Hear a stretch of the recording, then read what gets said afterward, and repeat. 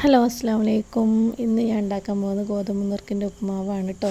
അപ്പോൾ അതിന് വേണ്ടിയിട്ടുള്ള ഇൻഗ്രീഡിയൻസ്: ഒരു സവാള ചെറുതാക്കി അരിഞ്ഞത്, ചെറിയൊരു കഷ്ണം ഇഞ്ചി, 2 തണ്ട് കറിവേപ്പിൻ്റെ ഇല, ഒരു കഷ്ണം പച്ചമുളക് കേട്ടോ. പിന്നെ ഞാൻ ഗോതമ്പ് നുറുക്ക് എടുക്കാൻ പോകുന്നത് സ്റ്റീലിൻ്റെ ഗ്ലാസ്സിന്, ചെറിയ ഗ്ലാസ്സാണ്, അപ്പോൾ 2 ഗ്ലാസ്സാണ് എടുക്കാൻ പോകുന്നത് കേട്ടോ. അപ്പോൾ അത് ഞാൻ കുറച്ച് നേരം വെള്ളത്തിലിട്ടിട്ടുണ്ടായിരുന്നു. കുറച്ച് നേരം എന്ന് പറഞ്ഞാൽ ഒരു 5 മിനിറ്റ് കേട്ടോ. അപ്പോൾ ഞാനിത് എന്താ പറയുക, ഈ സവാളയൊക്കെ വാട്ടുന്ന നേരം വരെ വെയിറ്റ് ചെയ്യണുള്ളൂ, വെള്ളത്തിലിട്ട് വെച്ചത് കേട്ടോ. അപ്പോൾ ഞാനിത് ചട്ടി അടുപ്പത്ത് വെച്ച് വെളിച്ചെണ്ണ ഒഴിച്ചു. അപ്പോൾ അതിലേക്ക് കടുക് ഇട്ട് പൊട്ടിയതിന് ശേഷം കറിവേപ്പിൻ്റെ ഇലയും സവാള ഇട്ട് നല്ലോണം വഴറ്റി കൊടുക്കുകയാണ് കേട്ടോ. പിന്നെ ചെറിയ കഷ്ണം ഇഞ്ചി അരിഞ്ഞ് വെച്ചതുണ്ടായിരുന്നു, അത് ഞാൻ അതിലേക്ക് ഇട്ട് കൊടുക്കുകയാണ്. ഇതാട്ടോ. അപ്പോൾ പിന്നെ കറിവേപ്പിൻ്റെ ഇല അതിൻ്റെ കൂടെ ഇട്ടിട്ടുണ്ടായിരുന്നു. പിന്നെ ഞാൻ കുറച്ചും കൂടി ഇട്ട് കൊടുക്കുന്നുണ്ട് കേട്ടോ. അപ്പോൾ ഇത് നല്ലോണം ഉപ്പ് ഇട്ടിട്ട് പിന്നെ ഒന്ന് വഴറ്റി കൊടുക്കുക. പിന്നെ പോരാത്തത് പിന്നെ വേണമെങ്കിൽ നമുക്ക് ഇട്ട് കൊടുക്കാം കേട്ടോ ഉപ്പ്. അപ്പോൾ ഞാനത് നല്ലോണം വാട്ടി കൊടുക്കുകയാണ്. പിന്നെ എന്താണെന്ന് വെച്ചാൽ നമ്മൾ വീഡിയോ മുഴുവനായിട്ട് തന്നെ കാണണം. ആദ്യമായിട്ട് കാണുന്നവരുണ്ടെങ്കിൽ എന്തായാലും ലൈക്ക് ചെയ്യണം, സബ്സ്ക്രൈബ് ചെയ്യണം. വീഡിയോ ഇഷ്ടമായി എന്തായാലും ലൈക്ക് ചെയ്യാൻ മറക്കരുത്. സബ്സ്ക്രൈബ് ചെയ്യാത്തവരുണ്ടെങ്കിൽ എന്തായാലും സബ്സ്ക്രൈബ് ചെയ്യണം കേട്ടോ. നിങ്ങളെ സപ്പോർട്ട് ഞങ്ങൾക്ക് എന്നും വേണം. അപ്പോൾ എന്താ പറയുക, ഞാൻ ഉള്ളിയൊക്കെ വാട്ടി കഴിഞ്ഞിട്ടുണ്ട്. അപ്പോൾ ഞാൻ കറിവേപ്പിൻ്റെ ഇല ബാക്കി കുറച്ചും കൂടി ഉണ്ടായിരുന്നു, അത് ഇട്ടുകൊടുത്ത് പിന്നെ പച്ചമുളക് ഇട്ടുകൊടുത്ത് ഒന്ന് വാട്ടി റെഡിയാക്കുകയാണ് കേട്ടോ. കുറച്ച് ഉള്ളിയൊക്കെ ഒന്ന് കളറ് മാറുന്ന വരെ ഒന്ന് വഴറ്റി കൊടുത്താൽ മതി.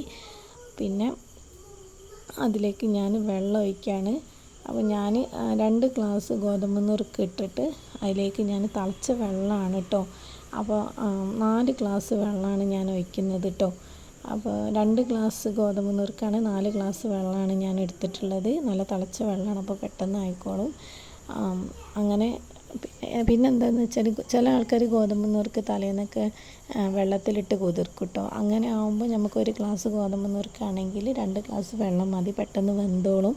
ഞാൻ വെള്ളത്തിലൊന്നും ഇട്ട് വെച്ചിട്ടില്ല. കുറച്ച് നേരം ഇത് ഉള്ളി വാടി വരുന്ന വരെയുള്ള സമയം വരെ ഞാൻ വെച്ചിട്ടുള്ളൂ. പിന്നെ ഉള്ളി വാട്ടി വെള്ളമൊക്കെ പാർന്ന് നോക്കിയതിന് ശേഷം ഉപ്പ് കുറവായിരുന്നു, അപ്പോൾ കുറച്ചും കൂടി ഉപ്പിട്ടതാണ്. പിന്നെ ഒരു ഇത്തിരി മഞ്ഞൾപ്പൊടി കളറൊന്ന് മാറി കിട്ടാൻ വേണ്ടി മാത്രം അങ്ങനെ ഇട്ട് അത് വെള്ളം തിളക്കുന്ന നേരം ഒന്ന് വെയിറ്റ് ചെയ്യാണ്. അപ്പോൾ ഞാനത് അപ്പോഴേക്കും ഗോതമ്പ് നുറുക്ക് കഴുകി റെഡി ആക്കട്ടെ.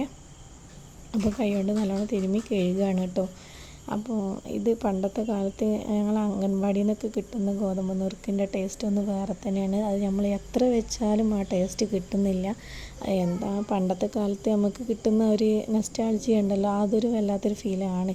അപ്പോൾ അതാണോ ഇപ്പോൾ നമ്മൾ കിട്ടാത്തത് എന്താണെന്നൊന്നും അറിയില്ല കേട്ടോ.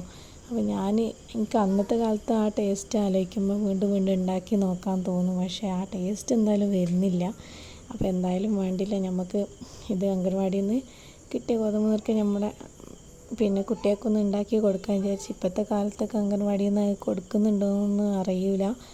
അപ്പോൾ ഞാനിത് മക്കൾ സ്കൂളിട്ട് വരുമ്പോൾ കൊടുക്കാമെന്ന് വിചാരിച്ചിട്ട് ഉണ്ടാക്കുകയാണ് കേട്ടോ. അപ്പോൾ അങ്ങനെ വെള്ളം തിളച്ച് കഴിഞ്ഞപ്പോൾ ഞാൻ കഴുകി വെച്ച ഗോതമ്പ് നുറുക്ക് അതിലേക്ക് ഇട്ട് കൊടുത്ത് അപ്പോൾ ഒന്ന് വേവട്ടെ. അപ്പോൾ കുറച്ച് ഒരു 5 മിനിറ്റ് കഴിഞ്ഞതിന് ശേഷം ഞാനൊന്ന് ഇളക്കി കൊടുക്കുകയാണ്.